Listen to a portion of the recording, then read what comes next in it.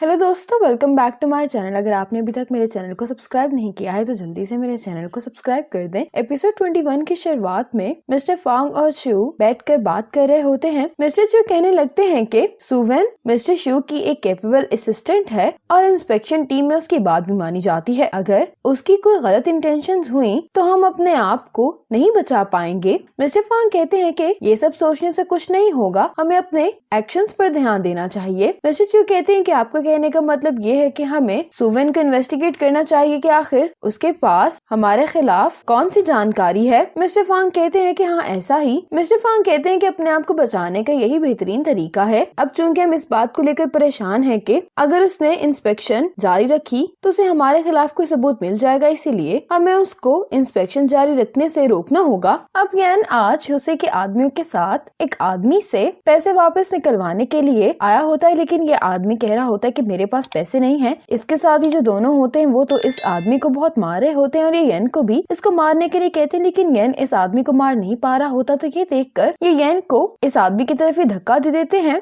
इतने में ही इस आदमी की साइड के जो लोग होते हैं वो यहाँ पर आ जाते हैं। ये दोनों तो इन सब लोगों को देखकर भाग जाते हैं, लेकिन ये आदमी येन को जाने नहीं देता। इसी वजह से ये सभी लोग मिलकर येन को बहुत मारते हैं। अब येन की हालत काफी खराब होती है। शेनग्यू खाने पर येन का वेट कर रही होती है, ये इसको कॉल्स भी कर रही होती है, लेकिन येन इसकी कोई भी कॉल नहीं उठा रहा होता। अब रेस्टोरेंट के बाहर गाओजन कार में जेन का इंतजार कर रहा होता है। इतने में जेन रेस्टोरेंट से निकलती है। आज जेन अपनी कार पर आई होती है और ये अपनी कार पर यहाँ से चली जाती है। गाओजन भी जेन के पीछे घर आ जाता है। गाओजन जेन को बैंक स्टेटमेंट दे देता है और इससे पूछता है कि तुम्हें अचानक इसकी क्यों जरूरत पड़ गई। जेन कहती है कि ये बैंक स्टेटमेंट सुवेन मुझसे मांग रही थी। गाओजन जेन से कहता है कि मुझे तुमसे कुछ बात करनी है, तो हम अंदर चलते हैं। जेन कहती कि तुम्हें जो भी कहना है तुम यहाँ पर कह सकते हो, लेकिन गाओजन कहता है कि मुझे नहीं लगता कि हम वो बात यहाँ पर कर पाएंगे। फिर ये दोनों अंदर आ जाते हैं। गाओजन जेन से कहता है कि तुम पुलिस स्टेशन गई थी तो तुमसे पुलिस ने और क्या पूछा। जेन कहती है कि उन्होंने मुझसे कहा कि मैं अचानक अपने हस्बैंड का की पाउच क्यों ढूंढ रही हूँ, तो मैंने उनको बताया कि मेरे घर में 2 दफा किसी ने घुसने की कोशिश की है,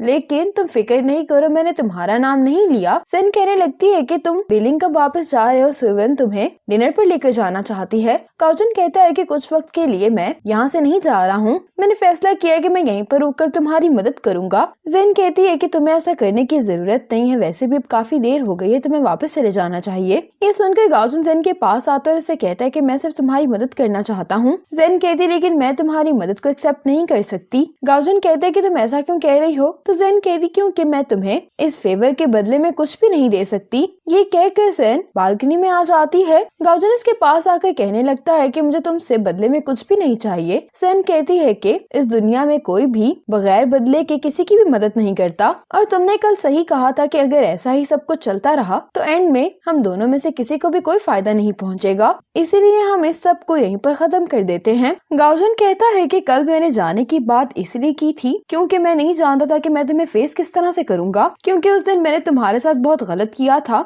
और मुझे ऐसा हरगिज भी नहीं करना चाहिए था। गाओजन जेन से अपने बर्ताव के लिए माफी मांगता है। जेन गाओजन से कुछ कहने लगती है, लेकिन गाओजन जेन को कहता है कि मुझे खुद भी नहीं मालूम कि मैं अभी तुम्हारे बारे में क्या फील करता हूँ। मुझे नहीं मालूम कि अभी तुम्हें पसंद करता हूँ या मुझे तुम्हारे साथ हमदर्दी है। मुझे सिर्फ ये मालूम है कि मुझे अभी तुम्हारी मदद करनी है और बदले में मुझे तुमसे कुछ भी नहीं चाहिए। मैं बस चाहता हूँ कि तुम आराम से अपनी जिंदगी गुजारो। जेन भी इसकी बात सुनकर इमोशनल हो रही होती है। गाओजन कहता है कि तुम मुझे तो रिजेक्ट कर सकती हो, लेकिन तुम्हें मेरी मदद को रिजेक्ट नहीं करना चाहिए। जेन कहने लगती है कि तुम मेरे लिए फीलिंग्स के साथ ही मेरी मदद कर रहे हो, और अगर मैं तुम्हारी फीलिंग्स को इग्नोर करके तुम्हारी मदद को एक्सेप्ट करूंगी तो फिर तो मैं सेल्फिश कहलाऊंगी, और ये बात मेरी जिंदगी के असूलों के खिलाफ है। गाओजन कहते कि क्यों ना हम लोग एक एग्रीमेंट कर लें, मैं तुम्हारी जितनी भी मदद करूंगा उससे मैं ना तो परेशान होऊंगा और ना ही मुझे कोई पछतावा होगा, और अगर किसी दिन मैं तुम्हें गुड बाय किए बगैर ही सब कुछ छोड़कर चला गया तो मैं उम्मीद करता हूँ कि तुम भी इस बात का माइंड नहीं करोगी।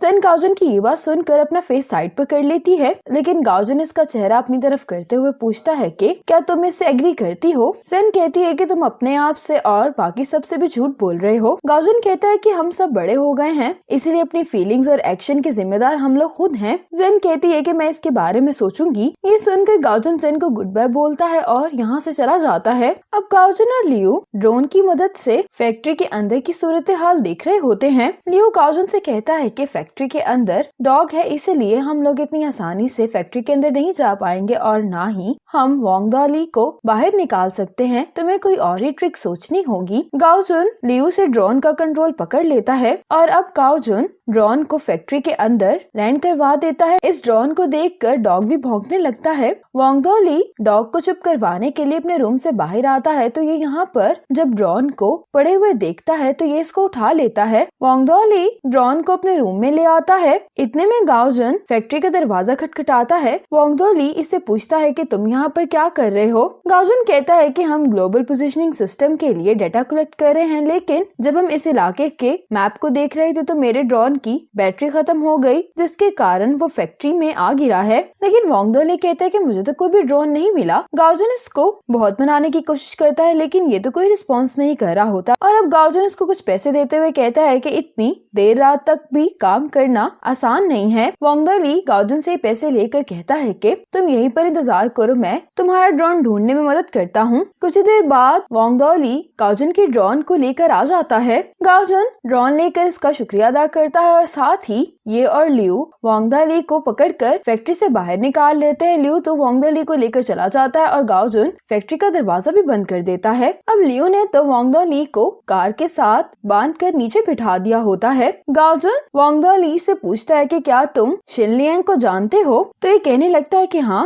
गाओजुन कहता है कि वो कहाँ पर है, तो ये कहता है कि मुझे नहीं मालूम। गाओजुन कहता है कि तुम उससे कांटेक्ट कैसे करते हो, तो ये कहता है कि वो मुझे कांटेक्ट नहीं करता। गाओजुन कहता है कि अगर कुछ हो जाए तो तुम उसको कैसे बताते हो फिर, तो ये कहने लगता है कि कुछ अरसे पहले एक लेडी उसको तलाश करते हुए फैक्ट्री आ गई थी। जब मैंने ये बताने के लिए उसको कॉल की तो उसने मुझे बहुत डांटा और उसके बाद से मेरी शिनलियांग से कोई बात नहीं हुई। गाओजुन कहता है कि फिर तुम इस फैक्ट्री पर अब तक काम क्यों कर रहे हो, तो ये कहता है क्योंकि वो मुझे हर महीने सैलरी देता है। गाओजुन इसे पूछता है कि शिनलियांग तुम्हारे आईडी कार्ड के साथ क्या क्या करता है, तो ये कहता है कि मेरे पास 2 आईडी कार्ड है, एक मेरे पास और एक शिनलियांग के पास, लेकिन मुझे नहीं मालूम कि वो मेरे आईडी कार्ड के साथ क्या करता है। ये सुनने के बाद गाओजुन जियो को पिक करने के लिए आ जाता है। कार में बैठकर जियो गाओजुन से पूछता है कि आखिर शिनलियांग छुपा क्यों हुआ है। गाओजुन कहता है कि बात सिर्फ अकाउंट बोरो करने तक की नहीं है। यहाँ पर गाओजुन एक बिल्डिंग को बहुत गौर से देख रहा होता है जो उसको काफी सुंदर लग रही होती है। अगले दिन जेन मिस्टर फांग से मिलने के लिए आती है।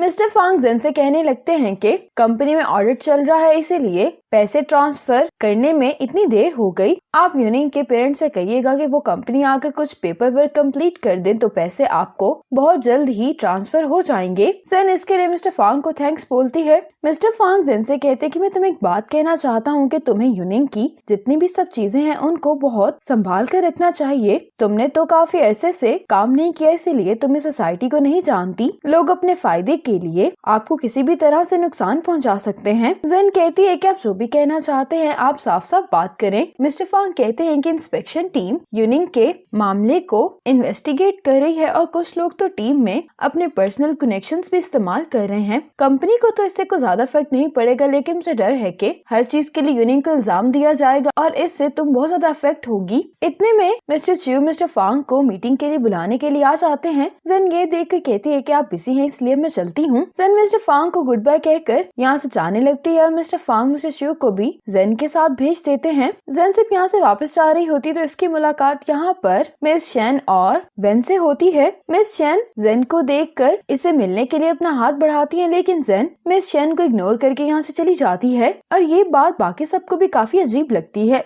इसके बाद लंच टाइम में सुवेन रेस्टोरेंट में जेन से मिलने के लिए आती है। सुवेन जेन से बैंक स्टेटमेंट के बारे में पूछती है। बैंक स्टेटमेंट तो जेन के बैग में ही होती है, लेकिन ये कहती है कि मुझे गाओजुन ने नहीं दी। सुवेन इससे कहती है कि गाओजुन ने खुद ही तो कहा था कि वो तुम्हें दे देगा। जेन कहती है कि वो बिजी था इसलिए मुझे नहीं दे पाया। सुवेन कहती कि फिर तुम यहाँ पर क्यों आई। जेन कहती है कि आज मुझे मिस्टर फांग ने यूनिंग की डेथ कंपनसेशन के बारे में बात करने के लिए बुलाया था, तो मैंने सोचा कि अब चूंकि मैं यहाँ पर आ चुकी हूँ तो तुमसे मिलती जाऊँ। फिर ये दोनों लंच करने लगती हैं। सुवेन इसे कहने लगती है कि तुमने मुझे बताया था कि तुमने यूनिंग की कॉल हिस्ट्री प्रिंट करवाई है, तो तुम मुझे भी एक कॉपी दे देना। जेन सुवेन से पूछती है कि क्या इंस्पेक्शन टीम को मालूम हो गया है कि यूनिंग के साथ क्या हुआ था। सुवेन इस बात का जवाब नहीं देती तो जेन कहती है कि फ्रंट रनिंग के अलावा यूनिंग ने और कौन से क्राइम्स किए हैं। सुवेन इससे यही बात कहने लगी होती है कि मैं तुम्हें अपने काम से रिलेटेड कुछ नहीं बता सकती। तो जेन इसके बात काटते हुए कहती है कि तुम इस रूल की वजह से मुझे तो कुछ नहीं बता सकती। तुम अपनी इंस्पेक्शन के लिए मुझसे तो सारी इन्फॉर्मेशन ले सकती हो, लेकिन मुझे कुछ नहीं बता सकती। ये बात सुनकर तो सुवेन बहुत हैरान होती है। सुवेन कहती है कि